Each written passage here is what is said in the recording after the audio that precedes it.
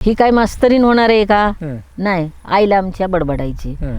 तरी पण माझी एकच इच्छा की मला शाळा शिकायची. बर. मग ती 2 मुलं घेऊन मी शाळेत जायची. हं. मूल 1 वर्षाचा 12 महिन्याचा फक्त पाळणा, म्हणजे मुलात फक्त 12 महिन्याचा फरक. मग 1 मुलगी 1 मुलगा. हं.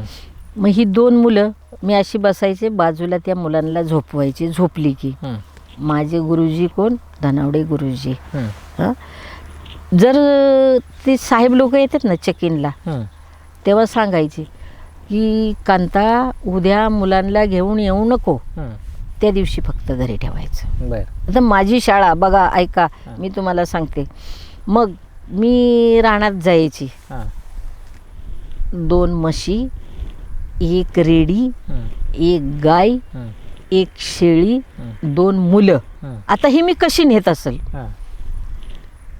मुलीला बांधायचे मी पाटाणावर, हां. कपड्यामध्ये, पाठीवर. हां. पाठीवर, हां. आणि मुलाला बांधायचे कडेवर, काकाला. हां, काकाला, हां. आणि शेळी बांधायची कमरेला. बर. हां शेळीचं दावं. हां, शेळीचं दावं. हां. ते रानात घेऊन जाणार मी. हां. रानात मग लवकर जायचं. हां.